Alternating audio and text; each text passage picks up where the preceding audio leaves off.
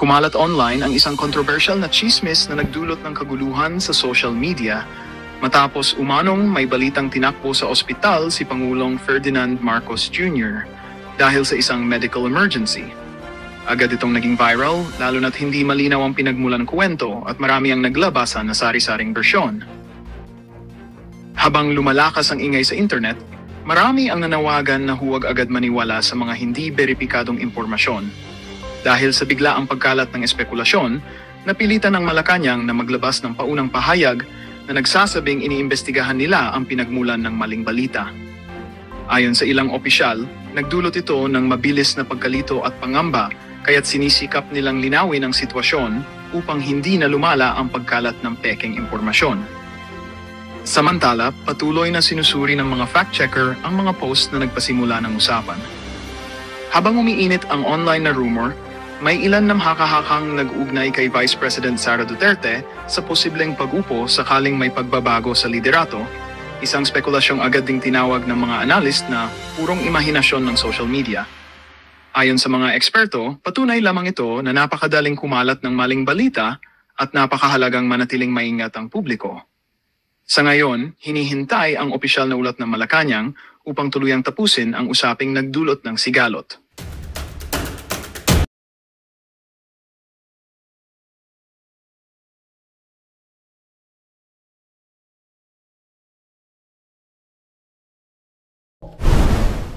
Gagamitin ako bilang panakipbutas sa kanilang kampanya laban sa korupsyon.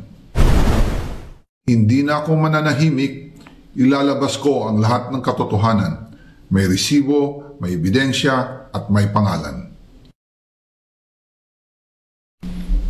Para sa bawat Pilipino, alam ko na buo ang galit ninyo sa akin ngayon. Nauunawaan ko rin kung bakit. Lalo na at malaki ang halagang nakataya. Pero bago kayo humusga, hayaan ninyong ipaliwanag ko ang buong katotohanan. Matagal akong hindi nagsalita dahil may direktang utos sa akin. Huwag nang bumalik ng Pilipinas at manahimik na lamang. Umalis ako noong July 19, 2025 para sa aking medical check-up. Nakaplanong bumalik pagkatapos ng SONA ni Pangulo.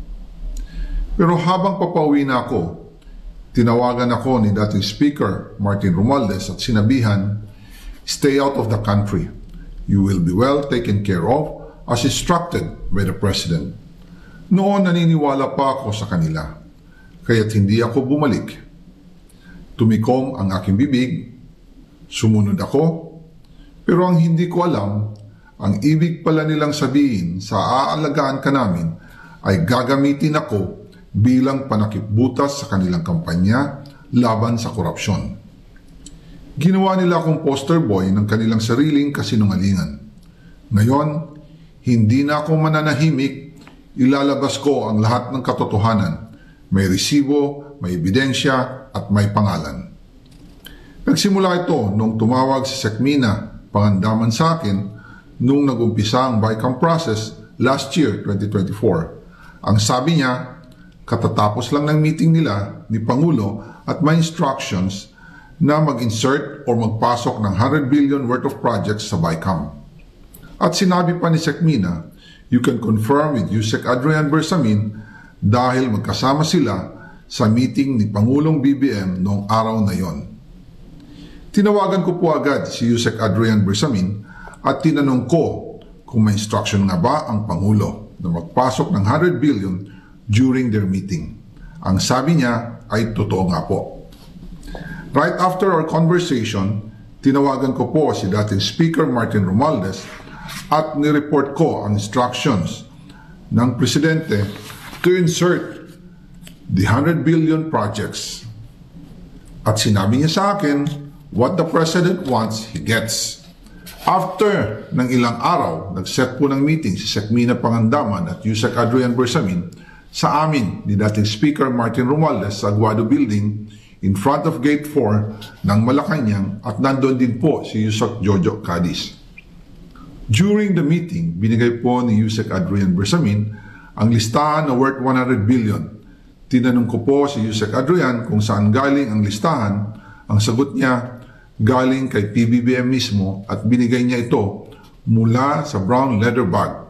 Nung sinabi po ni Yusek Adrian Bersamin, yung brown leather bag, naalala ko noong nasa Singapore kami right after the elections of May 2022 sa Hilton Hotel, kami ni dating Speaker Martin and PBBM habang pauwi at pabalik ng Pilipinas, hinabol ng PSG ang brown leather bag at ang sabi ni PBBM, maiwan na lahat, wag lang ang brown leather bag.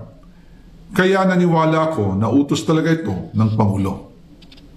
Pagkatapos ng ilang araw, I informed sina dating Speaker Martin Romualdez, Sekmina Pangandaman, Yusek Adrian Bersamin, and Yusek Jojo Cadiz na kung pwede 50 billion lang ang ipasok sa program funds dahil so sobra ang DPWH funds versus sa DepEd. In practice, hindi pwede na mas malaki ang budget ng DPWH kaysa edukasyon. And yung balas na 50 billion, ilagay na lang sa program funds for the 2025 budget. Dahil Office of the President din ang nagre-release ng lahat ng unprogrammed funds. Pagkatapos ng isang araw, tinawagan ako ni Sekmina at sinabi ang mensahe ng Pangulo. Ipasok ninyo yan dahil pinangako na sa akin ni Speaker Martin yan at hindi na pwedeng baguhin. Kumbaga, ang utos ng hari hindi pwedeng mabali. Again, I informed the Speaker and asked clearance about the instructions ng Pangulo. At ang sabi niya, wala tayong magagawa. Kaya po nagtataka ako kung bakit sinasabi ni Pangulo na hindi niya makilala ang budget, samantalang lahat na binawas at dinagdag sa mga ahensya ng gobyerno ay humihingi ng approval sa kanya si Sekmina Pangandaman. Alright mga kareaksyon, handa na po ba kayo? Ito na po si Senator Marcoleta. Babanat na po mga kareaksyon. Ito, panoorin po natin ha. Ito po yung live. Live po ito mga kareaksyon na re-reaksyonan natin. Ito na po, Senator Marcoleta, pasok! So, tingin ko po nung pa po, meron yung pork barrel pa po yata ang tawag dun eh. So, yun po yung panahon na yun na noon ako nakakaalam na merong certain amount intended for each legislators. Yun po. Senator Marcoleta is recognized. Salamat, Mr. Chair. I was a little bit excited this morning, Mr. Chair, nung makita ko yung 7th public hearing dahil nakita ko dun sa witnesses and resource persons. Yung new invitees is Congressman Ferdinand Martin Romualdez Sr.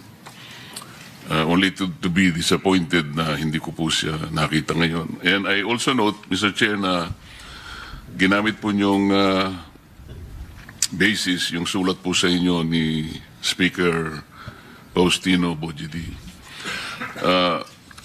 Mr. Chair, hindi ko po masyadong makuha ang ibig sabihin ni Speaker Boji ng ito ang ginamit nila na para hindi padaluhin ang mga miyembro ng House of Representatives. Nako, si Martin Romualdez po daw nasa invitee pero wala.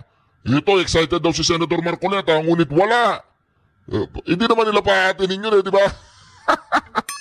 Siya yung kanilang pinaka anong tawag doon? Group leader yun. Subjecting them to a simultaneous legislative inquiry on the identical subject could potentially prejudice the findings of the ICI. Pasensya na po, Mr. Chair. Note, Mr. Chair, na ginamit po niyong basis, yung sulat po sa inyo ni Speaker Faustino Bojidi. Ito po, ulitin po natin para mas maliwanag. I was a little bit excited this morning, Mr. Yun. Chair, nung makita ko yung 7th public hearing dahil nakita ko dun sa witnesses and resource persons. Yung new invitees is Congressman Ferdinand Martin Romualdez Sr. Nako. Only to be disappointed na hindi ko po siya nakita ngayon. And I also note, Mr. Chair, na ginamit po niyong basis, yung sulat po sa inyo ni Speaker Faustino Bojidi. Mr. Chair, hindi ko po masyadong makuha ang ibig sabihin ni Speaker Boji ito ang ginamit nila na para hindi padaluhin ang mga miyembro ng House of Representatives, subjecting them to a simultaneous legislative inquiry on the identical subject could potentially prejudice the findings of the ICI. Nako. Pasensya na po, Mr. Chair, pero hindi ko po talaga maintindihan yun. How can the findings of the ICI be prejudiced by their presence here? As a matter of fact, kahit na identical pa ito, ang atin pong mandate is in aid of legislation, and the ICI, I don't know what is their mandate. So, hindi po siya siguro justification. As I said, I was excited, pero ngayon po, kasi mas maganda sana kung nandito siya. It could have been more substantial sana. Having said that, Mr. Chair, siguro isang araw na-process na natin ito kung ano ang dapat gawin talaga sa mga invitees na to. More particularly, the members of the House of Representatives that were initially mentioned at some point in several testimonies of the respondents that were invited by this committee. Wala, hindi sila invite, hindi sila papupuntahin dyan. Umasa ka pa, Senator Marcoleta. Unless talagang patatalsikin na yan si Tito Soto dyan sa may Senate President na posisyon, di ba? Kaya dito, wala yan. Nagtatawanan nga po sa comment section eh. Tignan po ninyo sa comment section natin na sinasabi po ng karamihan ng ating mga kareaksyon ay Sarsuela daw, may script, gawa-gawa lang yan. Wala na ang sambayan ng Pilipino habang hindi natutumbok yung pinakaulo ay wala po silang gana dyan sa investigasyon ni Pinky Lacson. May I now proceed, Mr. Chair, to Engineer Bernardo. Kagaya po ng napansin sa pagtatanong ni Senator Kiko, ako din ay ganun din ang aking observation. Merong bahagi ng iyong salaysay na talaga namang very, very descriptive, talagang even the minutest detail.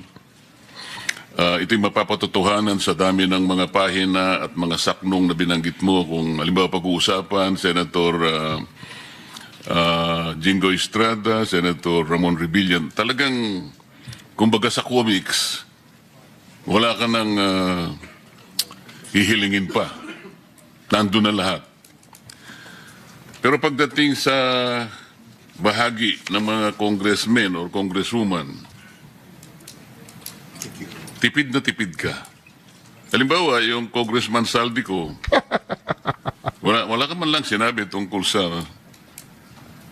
magkano ang hiningi, ilang projects ang napunta rito, ilang porsyento. Kung paano mo dinescribe yung mga naunang senador na binanggit mo, iniisip namin ni Senator Kiko na dapat ganun din sana. Yun! Sa ganung paraan, makikita mo talagang walang pinagtatakpan. Malinaw na ibahagi mo talaga, nalalaman mo. Lalong-lalo na sa'yo, May script. naintindihan. May script nga, Senator Marcoleta. Merong script. Reaction TV, tuloy mo na. Maya ka na magsalita. Huwag ka, tuloy na po mga reaction. Ito na. Huwag na kayong magalit. Tuloy na. Ako sa tagal ng iyong paglilingkod sa DPWH, ikaw ay sagana na sa karamihan ng eksperyensya at pakikipag-ugnayan sa maraming tao, kaugnay ng iyong trabaho. Ito po, Mr. Chair, litaw na litaw, binanggit tatlong congressman and congresswomen dito. Talaga pong napakatipid po ninyo. Sa makatwid, dito lang po ay kung ako ihahatol dito, meron po kayong deliberately na parang hindi na gusto pang ihayag yung maaring nalalaman po ninyo. Kaugnay po nito, Mr. Chair, nung tinatanong din ni Senator Kiko, kahit na mathematical lang or arithmetical estimation, kung talagang napakahalaga po nun eh. Initially, ito po yung mga nasa notes ko din. Nagkakaisa pala kami ng direksyon ng pagtatanong. Bakit kinakailangan sangguniin mo ang abogado mo at pagkatapos ay makikipag-ugnayan ka kay Prosecutor General? First of all, Mr. Chair, I want to know if the Prosecutor General was invited in this meeting. May I respond, sir?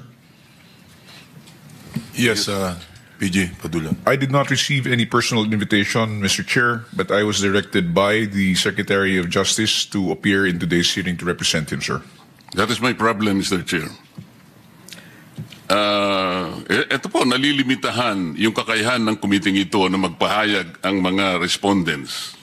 Katulad nung tinatanong ni Senator Kiko, at yun gusto kong maitanong, bakit kinakailangan po na pigilan siya at some point on the things that he might be able to shed light to this committee? Ano ngayon kung halimbawa tamaan yung mga ibang tao sapagkat ito naman ay pagsasalaysay ng kanyang buong nalalaman? Ang totoo niyan, indicative na sa mga ibang pinagsasabi niya rito na gusto niya talaga. Gusto niyang ihayag ang buong katotohanan. Pero dahil ba sa he is a potential applicant to Witness Protection Program, may influensyahan, malilimitahan ang kanyang exposure dito.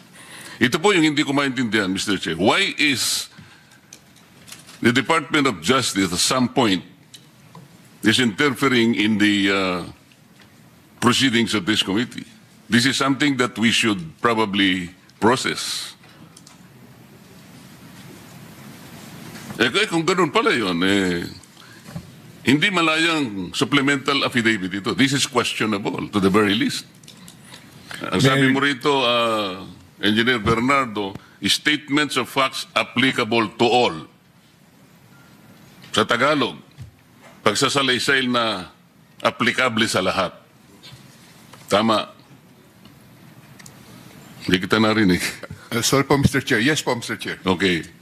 Kung ito'y pagsasalaysay ng applicable sa lahat, katulad ng binabanggit mo sa paragraph 9, I can confirm based on my personal knowledge that in some form or another or in various extents, most proponents have their own designated contractors who will take on the projects for the former's benefit and advantage.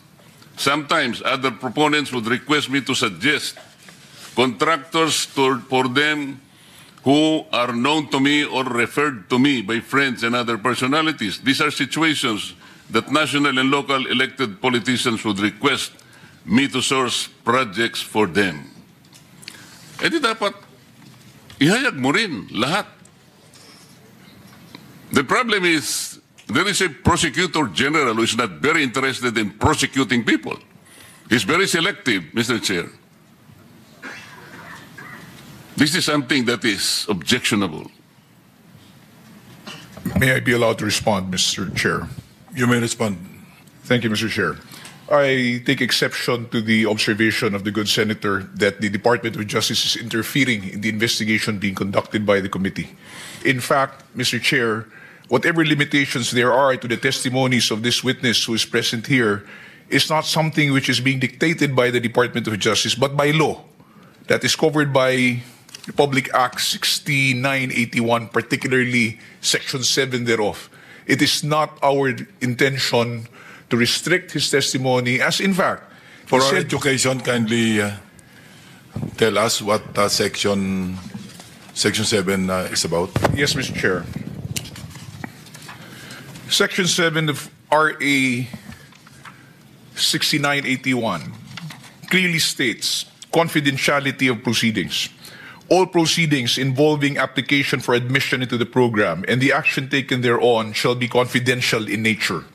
No information or documents or given or submitted in support thereof shall be released except upon written order of the department and of the proper court. Any person who violates the confidentiality of said proceedings shall upon conviction be punished with imprisonment of not less than 1 year, but not more than 6 years, and deprivation of the right to hold a public office or employment for a period of 5 years. How can that provision apply? Yes, Mr. Chair, we believe it will apply. How can it apply? Tinatanong lang ni Sec Kiko, ni Senator Kiko, tinatanong lang namin, magkano ba lahat? How does provision apply? Mr. Chair, any matter pertaining to the... No.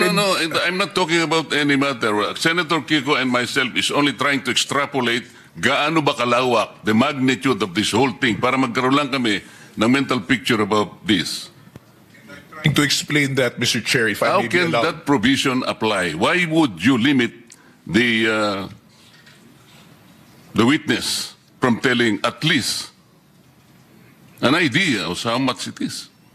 Mr. Chair, in the earlier proceedings, the question asked by Senator Pangilinan was already addressed by this representation when we said that the witness may openly give a mathematical computation of what is based in the affidavit. There was no restriction given by the Department of Justice.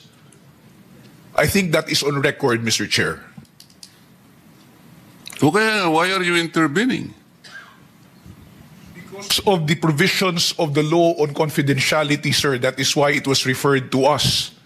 It was referred to us by the witness because he has The a matter of memorandum of giving us an agreement. estimate is a confidential matter? No, precisely, Mr. Chair. That is the reason why we had already acceded to the request of Senator Pangilinan. Mr. Chair,